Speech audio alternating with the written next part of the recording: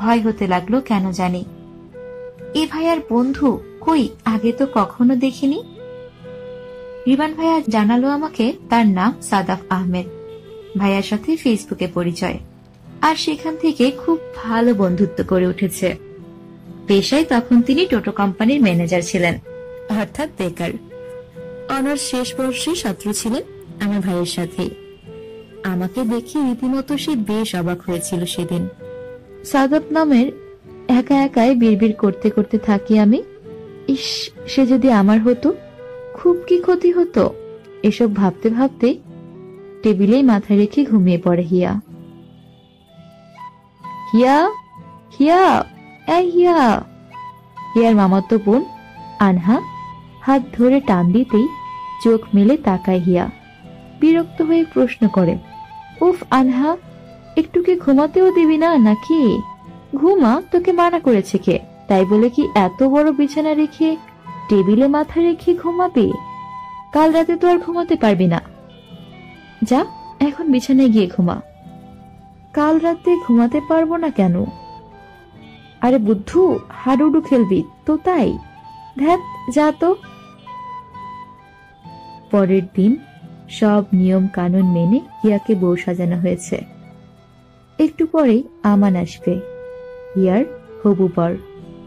ছেলেটা হিয়াকে বড্ড বেশি ভালোবাসে, আর হিয়া কিনা অন্য একজনকে ভালোবাসে। সবাই খুব খুশি, শুধু হিয়ার মুখে হাসি নেই। জানালার পাশে বসে আছে হিয়া, মনে মনে কিছু পাওয়া না পাওয়ার হিসেব করছে সে। একটু পরেই অন্যের হয়ে যাবে সে, চিরতরে হারিয়ে ফেলবে তার ভালোবাসার মানুষটিকে। নিজেকে কষ্ট দিয়ে বিয়েটা তুই সত্যি করছিস হিয়া? হিয়ার ভাবনায় ছেদ পড়ে তার বেস্ট ফ্রেন্ড মীরার কথায়। কি করব বল, আমি তো একাই ভালোবাসি তাকে, সে তো আমায় ভালোবাসে না। সে যদি আমায় ভালোবাসতো তাহলে হয়তো বিয়েটা ভাঙা যেত। এখনো সময় আছে হিয়া, তুই সাদাব ভাইকে বলে দে তোর মনের কথা, না হলে যে তুই মরে যাবে হিয়া। আসলে কি জানিস, আল্লাহ নিজেই চান না আমার ভালোবাসা পূর্ণতা পাক। যা হচ্ছে হতে দে। বিয়ে বাড়ি হই হুল্লোড়ে মেতে উঠেছে, সবাই খুব খুশি। বাড়ির একমাত্র মেয়ের বিয়ে, খুশি হবার কথাই তো।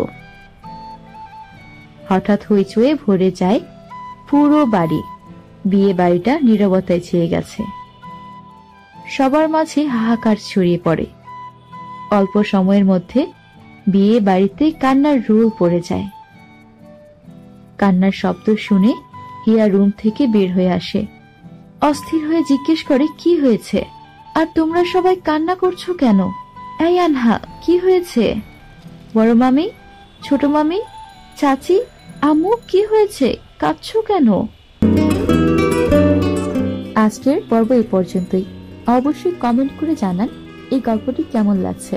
আপনাদের উৎসাহ পেলে আমরা পরবর্তী পর্ব আপলোড করব। ধন্যবাদ।